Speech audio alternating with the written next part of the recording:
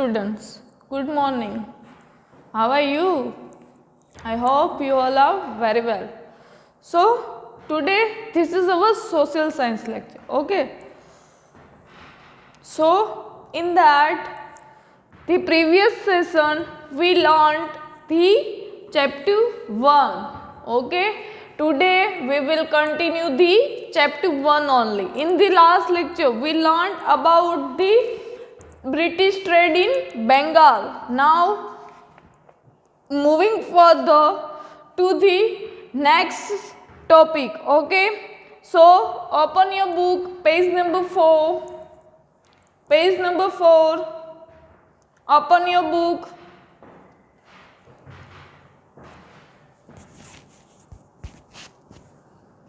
Done. Pay attention.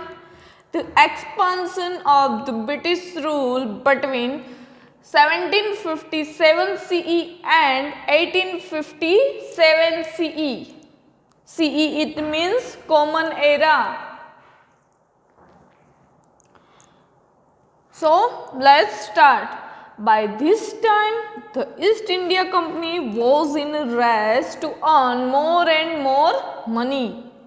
As per order passed in Bengal, only the company availed the benefit of tax-free trading. As per order passed in Bengal, where the order passed in Bengal. Here I write it down the keyword as we earlier did. So everyone have to write it down the keyword. The expansion of the British.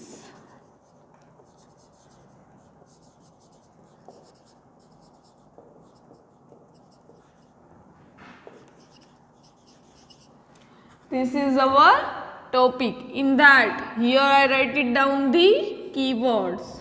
Okay, as we earlier did. Now you all know why we write keywords. Okay.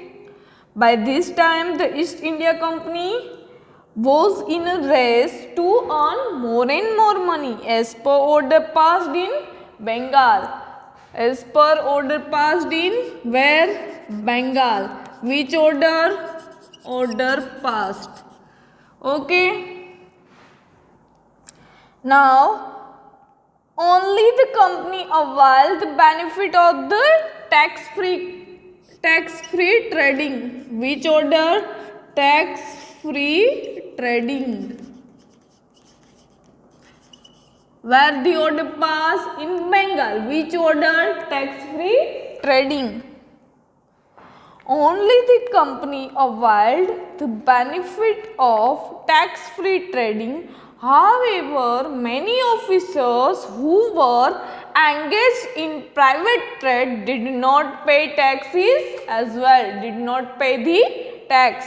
As a result, the income generated from the tax collection in Bengal reduced.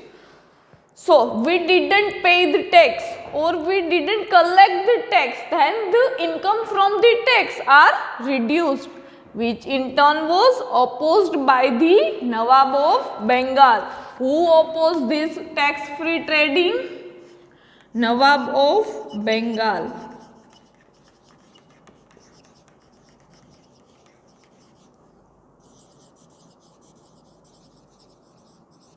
Opposed by the Nawab of Bengal.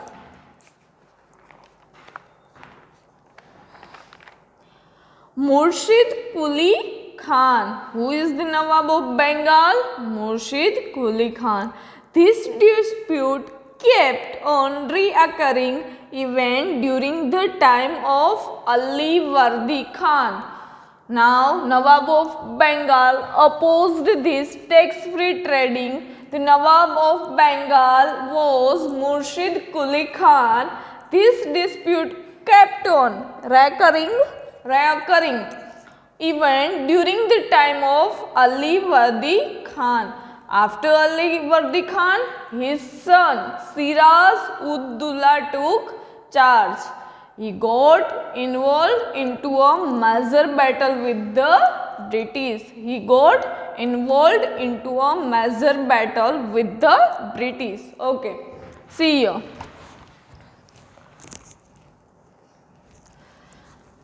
The expansion of the British rule. In that, what we learned? We learned the order. Who given the order? Bengal. What order? Which order given? Tax-free trading to British to trade without pay the tax. So, who opposed? The Nawab of Bengal. The Nawab of Bengal name is Murshid Quli Khan. Murshid Quli Khan. This is the Nawab of Bengal at that time. Then this problem recurring. It means still there recurring. In the time of Ali Vardi Khan.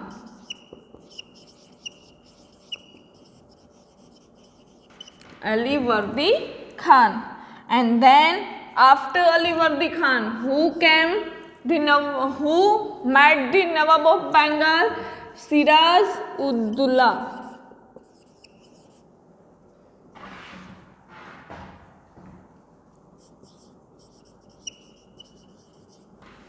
Siraj Uddula.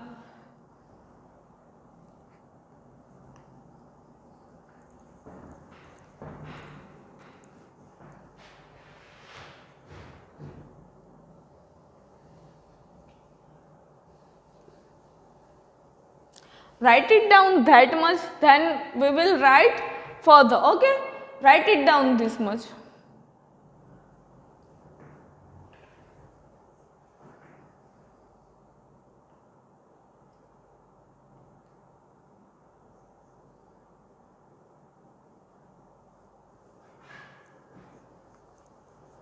Bengal tax-free trading opposed by the Nawab of Bengal. Nawab of Bengal name is Murshid Quli Khan.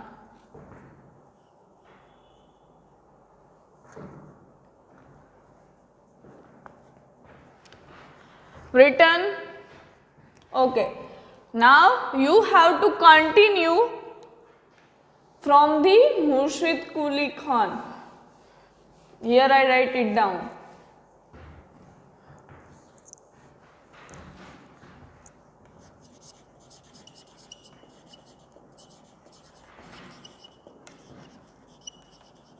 Then who? Reoccurring this problem.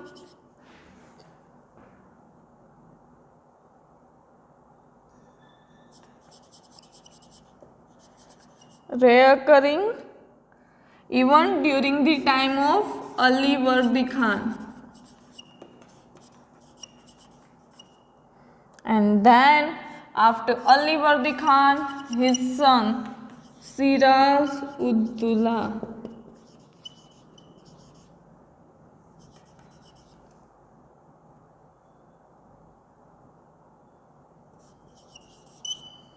Siraj Uddula.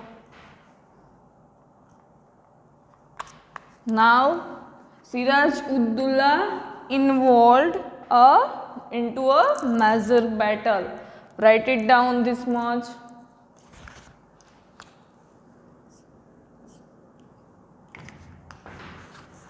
Now clear the expansion of the British rule between the 1757 CE and 1857 CE. Done? Okay. Now moving further to the Siraj Uddula. It means Battle of Plassey. In the last paragraph, what we learned? We learned that Siraj Uddula involved into a major battle. Now, what is the battle name? Battle name is Battle of Plassey.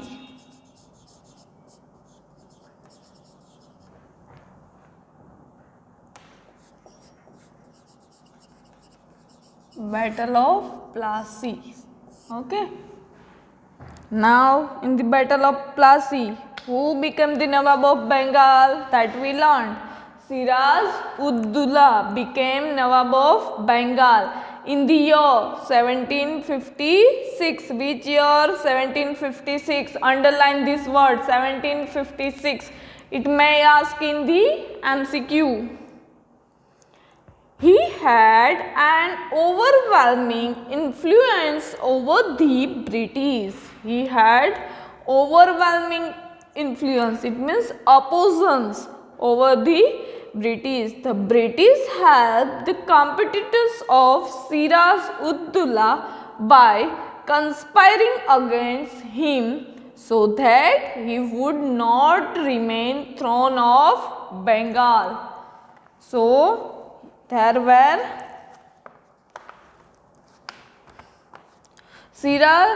the British helped the competitors of Siraj-ud-Dowla by conspiring against him so that he would not remain on the throne of Bengal. There were frequent conflicts with the British merchant regarding the payment of taxes. Conflicts, it means dispute, quarrels with the British merchant regarding regarding what? Payment of tax. Here I writing conflicts.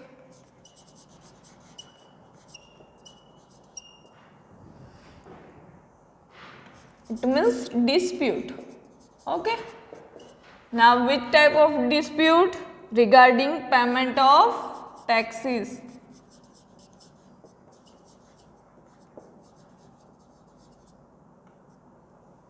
Who have the dispute?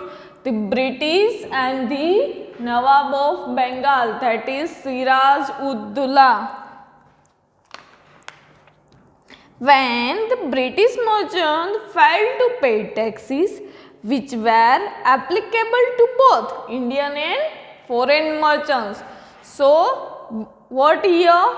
Indian and foreign merchants both applicable, both have to applicable this rule. So, Indians and foreigner also not pay the tax from trade. The situation came to a boil. A situation came to a boil.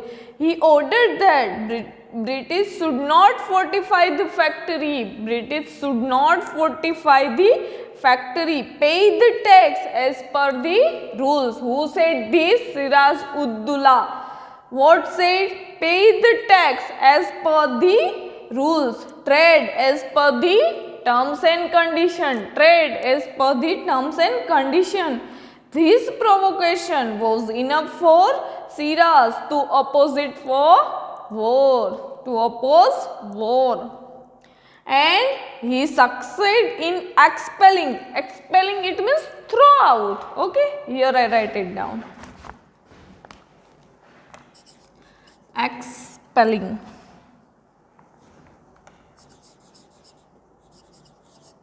Expelling, it means the throw out. Expelling, it means the throw out.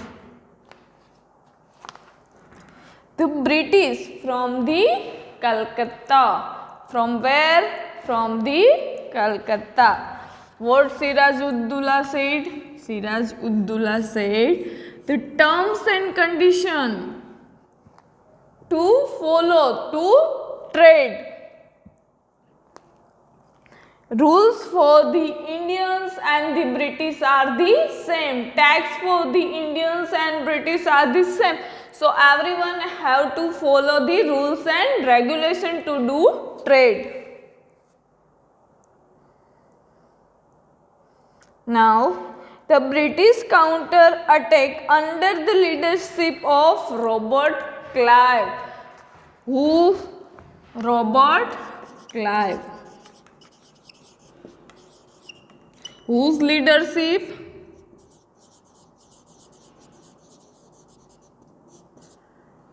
Leadership under the Robert Clive.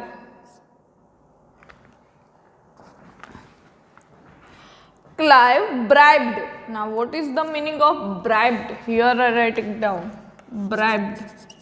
Bribed means pay off. Bribed means pay off. Clive bribed Mir Jafar. Pay off to the Mir Jafar. The commander-in-chief of Siraj Uddula. Now, who is the bribed? Bribed to Mir Jafar. Now, who is Mir Jafar? Mir Jafar is in chief of Siraj Uddula.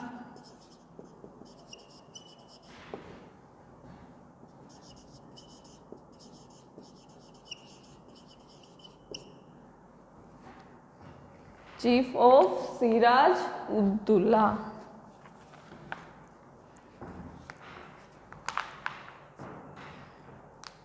The commander or in-chief of Siraj Uddula with a promise to confer the throne of Bengal to him. Who said this? Robert Clive said to Mir Jafar, the chief of Siraj Uddula, to throw from the Bengal to him. To him it means Siraj Uddula. Who?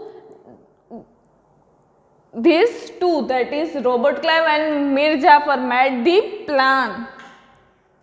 Who convinced the Robert Clive? Convinced the Mir Jafar to bribe, to pay off Bengal to him and convince him to join their side. Convince him to join their side. It means the British sides.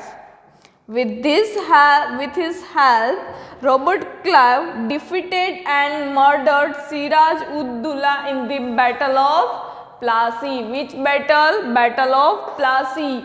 With the help of Mir Jafar, defeated and murdered the Siraj Uddula. These were the first fort by the company in India, which marked the beginning of the British rule in India. This is the first fight or first battle. First battle.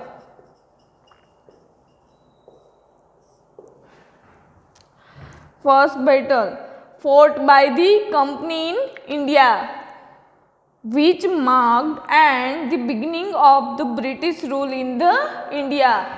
From this battle, there is a beginning of British rule. Thus, this war is considered to be turning point. Which is the turning point of the history? Then the answer is the Battle of Plassey.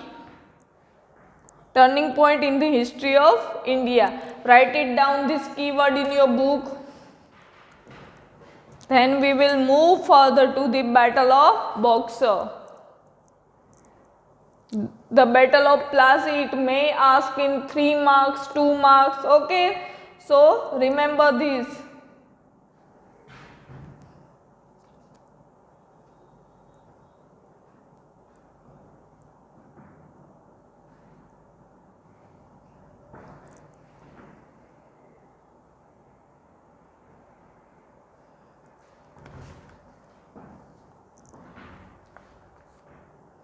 Okay, done.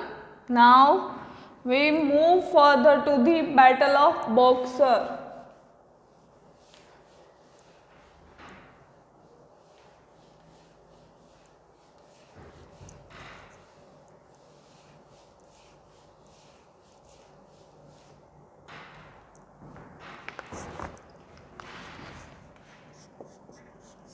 Battle of Boxer.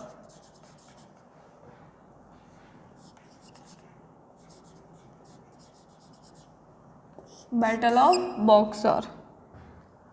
As promised, the East India Company appointed Mir Jafar as Nawab of Bengal. Now, who came the Nawab of Bengal? That is the Mir Jafar.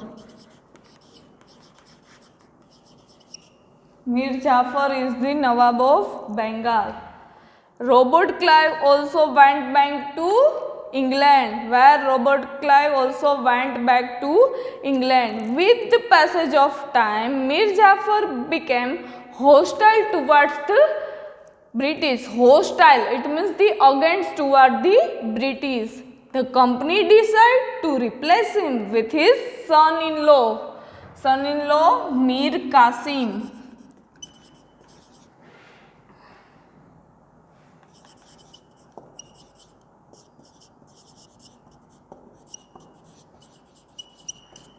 Son-in-law is Mir Qasim.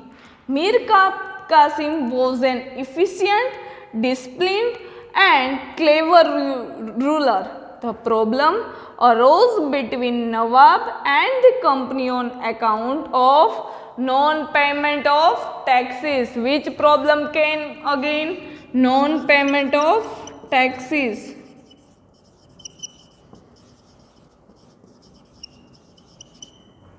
Non-payment of taxes,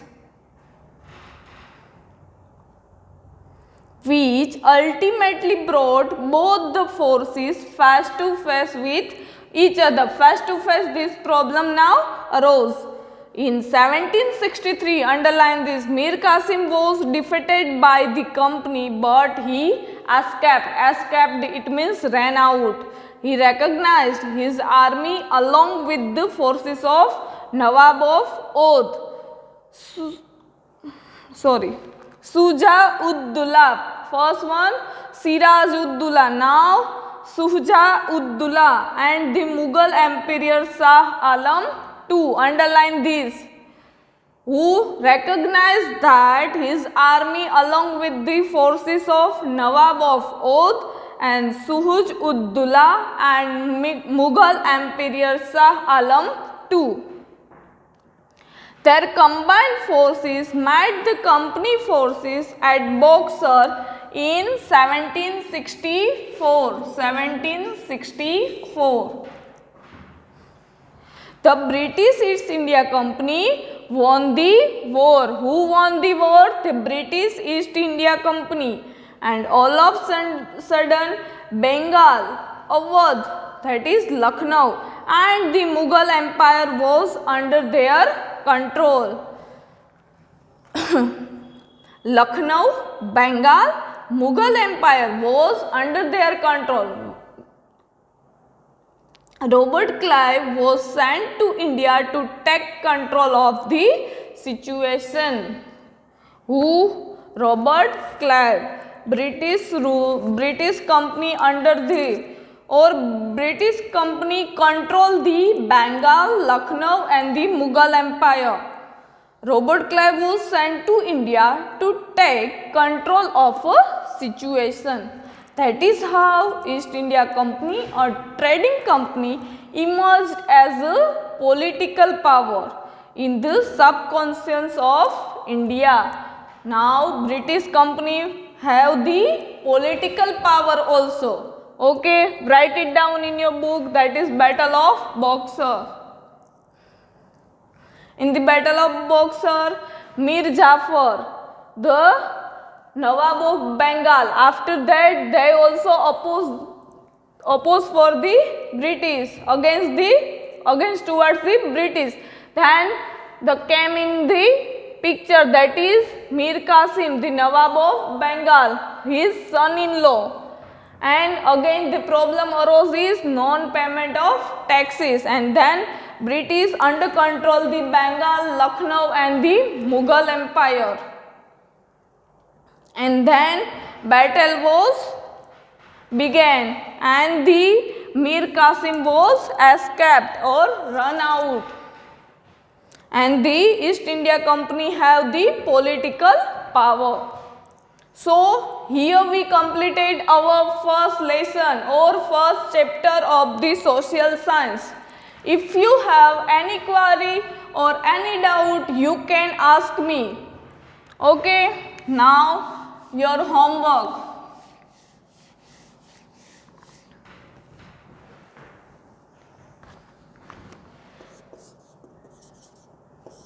Homework is question 1 from the exercise 1 to 5 question, that is your homework.